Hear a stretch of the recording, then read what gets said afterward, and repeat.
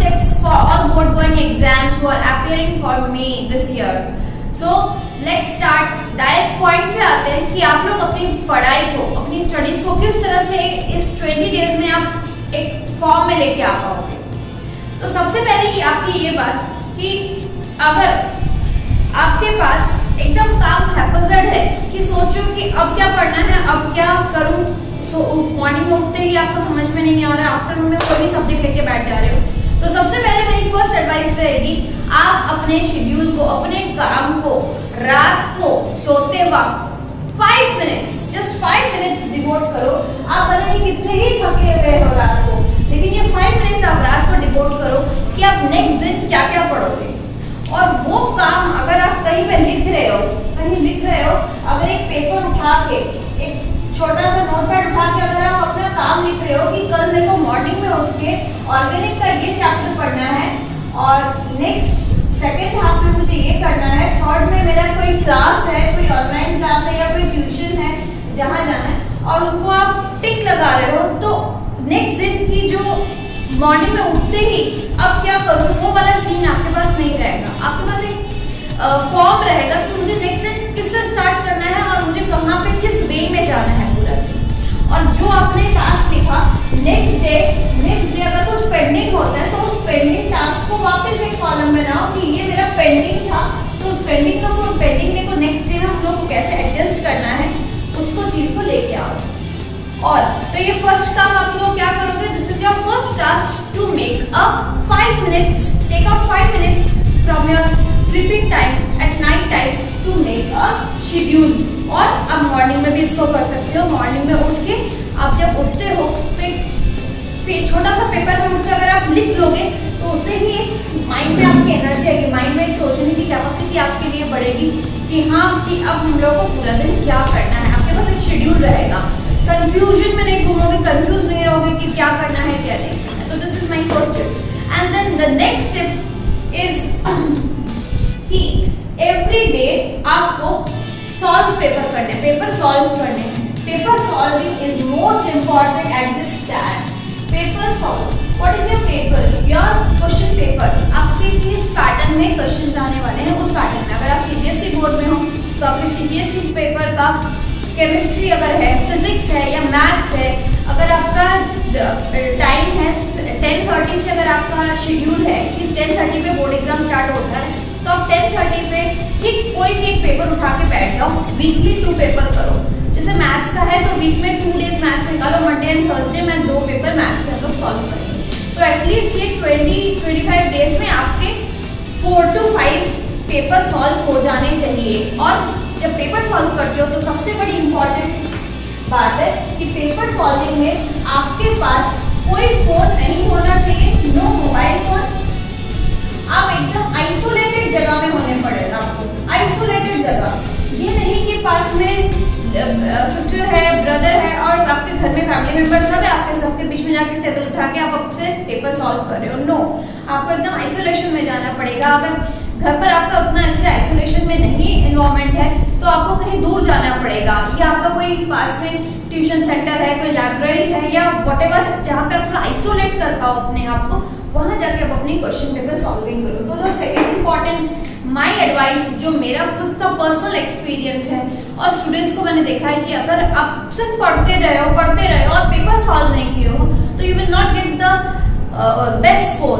जितना भी पढ़ लो वो स्कोर आपको देने में आपको सॉल्व करना ही पड़ेगा, क्योंकि क्वेश्चंस को आपको समझने पड़ेंगे कि इस असर्शन रीजंस के क्वेश्चंस आने पे आप कैसे उसको अटेम्प्ट करोगे। तो आपका वैसा ही माइंड सेट होना चाहिए that I am giving board exam, so this time I have to solve this paper by myself. Okay, my second advice, first advice क्या थी कि आप अपने वर्क को लिखो। सेकंड इज आपका प्रॉपर सॉल्व होना चाहिए, पेपर सॉल्व होनी जरूरी है। थर्ड है कि डिफिकल्ट वर्क जो आपको सबसे डिफिकल्ट लगता है। फॉर एग्जाम्पल अगर 10 में होगा ट्रिग्नोमेट्री बहुत डिफिकल्ट लग रहा है, ट्रिग्नोमेट्री का आइडेंटिटीज अभी तक सॉल्व नहीं हो रही है, या अगर आप साइंस लेके बैठे हो, साइंस में इलेक्ट्रिसिटी नहीं हुआ है, लाइट चैप्टर नहीं हुआ है, या कोई भी केमिस्ट्री का चैप्टर नहीं हुआ है, ट्वेल्थ में ऑर्गेनिक की प्रॉब्लम है, फिजिक्स की प्रॉब्लम, जो डिफिकल्ट वर्क है उसको लास्ट मिनट तक मत टाल के रखो, उसको आप अपनी हैबिट बना लो कि उसको मुझे करना ही है।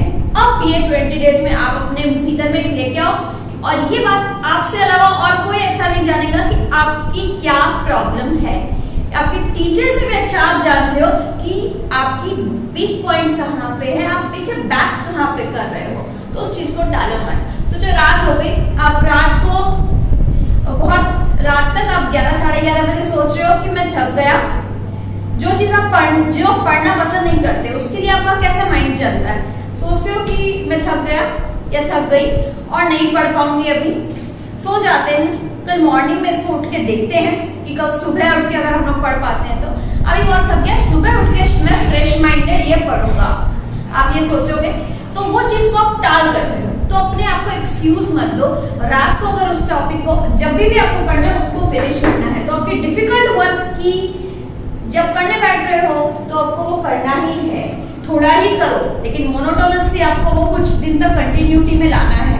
और देखना 3-4 दिन अगर आप वो डिफिकल्ट वर्क को करने लग गए और आने लग गया तो आपको वो चीज भी एक फॉर्म में आ जाएगा, वो भी इंटरेस्ट आने लग जाएगी। ठीक है, तो डिफिकल्ट वर्क को अगर करना है तो कर डालो, बाद के लिए मत करना कि तब का तब देखेंगे, तब और पहाड़ बन जाएगा, टेंशन में आ जाओगे। तो अगर आपको करना है कोई डिफिकल्ट टास्क या ऐसा कोई टॉपिक जो आपको सबसे टफ लगता है, या इंटीग्रेशन हो सकता है मैथ्स का, और केमिस्ट्री का इनऑर्गेनिक बी ब्लॉक हो सकता है, तो उसको डू इट नाउ। तो workout, paper solve, difficult work को do it now, don't wait for tomorrow also और 1 hour, do it now. Make a task difficult work को आप किस जगह पे लोगे, ओके। इससे तो आपको समझ में आ जाएगा कि आपको कैसे कैसे आगे बढ़ना है आपकी वर्कआउट से। सबकी वर्कआउट अलग होती है। फोर्थ मैं टिप ये देना चाहती हूँ कि आप अपने आप को एनर्जाइज्ड रखो, ऑलवेज डिसमोटिवेटेड मत रहो, एनर्जाइज्ड रहो। अभी आप एनर्जी कहाँ से मिलेगी? ऑब्वियसली प्रॉपर फूड, अगर आप प्रॉपर खाना खा रहे हो, फीडिंग अच्छा है आपका, पूरा दिन में आप गुड फूड ले रहे हो, और इन दिनों में तो आपको स्पेशली बहुत न्यूट्रिशियस फूड लेना चाहिए। हर एक गैप्स पे, हर एक इंटरवल पर आपको एक अच्छी स्नैक चाहिए। और स्नैक का मतलब ये नहीं कि आप ओवर ईटिंग कर रहे हो और उससे खा के आपको नींद आ रही है, पेट भर के आपने आफ्टरनून में खा लिया राइस और फिर आप सो गए। No, don't go it for that. आपको small snacks after every interval आपको लेनी है, जैसे फ्रूट्स हो गए, आप थोड़े फ्रूट्स हो गए, ड्राई फ्रूट्स हो गए, कभी एक सैंडविच हो गया। तो थोड़ा थोड़ा करके आपको पूरा दिन में आपको अपनी फीडिंग रखनी है और अपने आप को ऑलवेज हाइड्रेटेड रखना है। पानी पीने वाली हैबिट अपने जब भी जहाँ भी पढ़ने बैठे हो एक बॉटल रखो कि पढ़ते रहो और अपनी बॉडी को हाइड्रेटेड रखो। समर टाइम है, वैसे भी हाइड्रेटेड होना जरूरी है। तो you have to be always energized by keeping yourself hydrated and taking a good nutritious food. Okay, the fifth one what I feel कि energized ये सही है। आपको एक पढ़ रहे हो, जो लोग को मैं बोलूँ बहुत स्ट्रेस से पूरा दिन पढ़ रहे हैं उनके लिए, या अगर आप पढ़ना स्टार्ट कर रहे हो तो एक रेगुलर आप एट फर्स्ट 4 आवर्स 3 आवर्स पढ़ रहे हो, तो उसमें आपको बीच में ब्रेक लेनी पड़ेगी। बीच में ब्रेक यानी सोच लो 10 मिनट्स ब्रेक, और वो 10 मिनट्स ब्रेक में मान लो आपने 2 आवर्स पढ़े, एसएसटी का कोई चैप्टर पढ़ा 2 आवर्स, और 2 आवर्स एसएसटी का चैप्टर पढ़ने के बाद आप 10 मिनट्स कुछ ब्रेक लेके आप कोई फ्रेश हो जाओ, रिफ्रेश हो अपने आप को। रिफ्रेशमेंट का मतलब मेरा ये नहीं है कि आप रिफ्रेशमेंट के लिए आप अपनी इंस्टाग्राम पे स्टोरी पोस्ट करें और स्टोरी देखें। सोशल मीडिया तो आप सबसे दूर रखो इन दिनों में।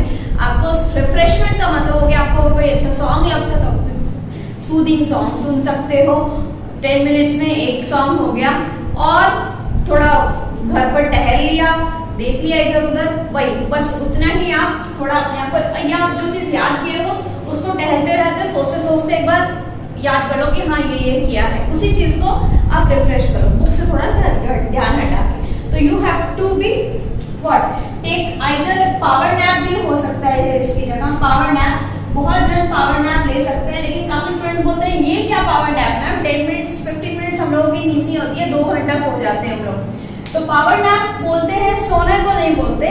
Sleeping is not power nap. Power nap मतलब आप रेस्ट कर रहे हो जिसमें आपको 10-15 मिनट्स में एक अच्छी पावर मिल जा रही है, एनर्जी मिल रही है। तो these are few good tips for you to make your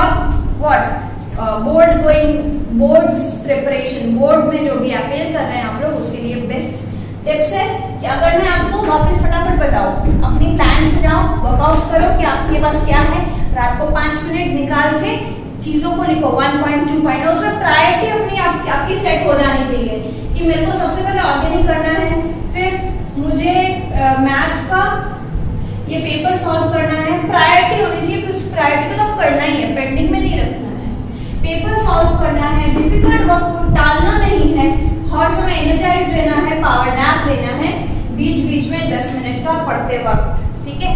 तो good luck all of you, best wishes for all of you, मेरी बहुत बहुत बहुत आपके लिए blessings. Thank you for watching.